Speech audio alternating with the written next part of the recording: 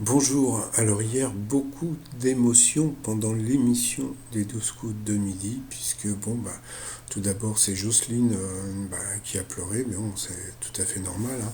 75 ans, elle venait de gagner donc 20 000 euros à partager avec un téléspectateur, donc ça lui fait 10 000 euros, donc franchement ça faisait vraiment plaisir. Bon, de ce côté-là il n'y a pas eu de problème. Après vous aviez Théo qui a pleuré aussi. Bon, et donc, voilà, donc sur Internet, gna gna gna, oui, il a pleuré parce qu'il a perdu contre une vieille dame.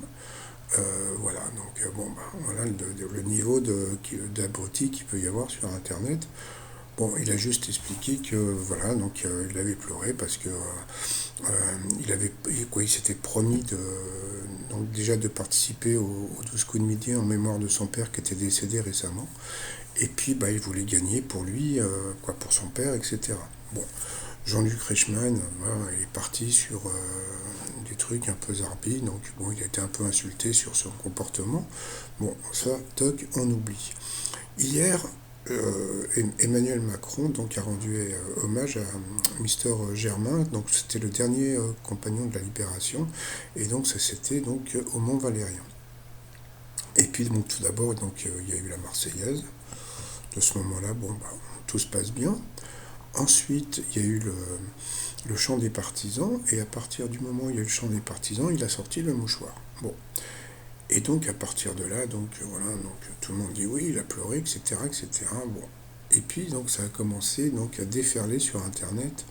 Superbe jeu d'acteur de Macron qui pleure au Mont Valérien pour essayer de nous faire croire qu'il est doté de sentiments humains. Bon.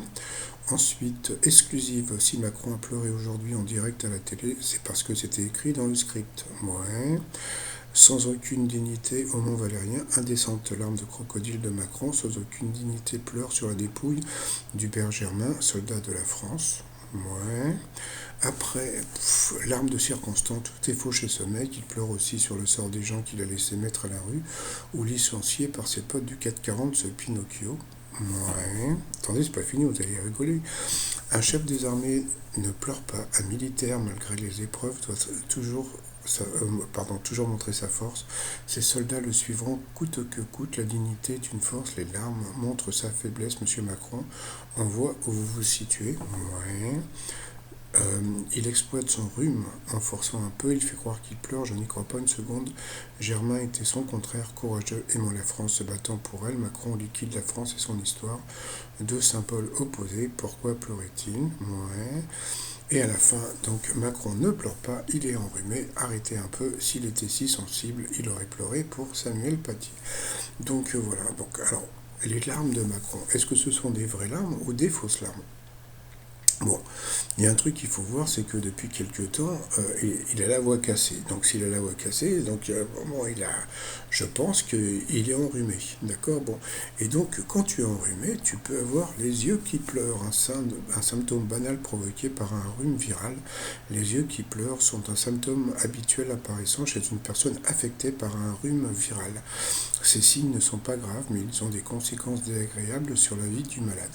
Donc voilà. Et si ce n'était pas des fausses larmes pour Hubert Germain, c'était juste un rhume, ça on verra si Gabriel Attal, le porte-parole du gouvernement, nous parle un petit peu de ces larmes, parce que ça a commencé à beaucoup parler sur Internet, puisque il y a beaucoup de gens qui pensent que le président ne doit pas pleurer. Donc après, c'est à vous de voir. Bon, moi je vous dis à tout à l'heure pour mon petit résumé des 12 coups de midi. Allez, bye bye.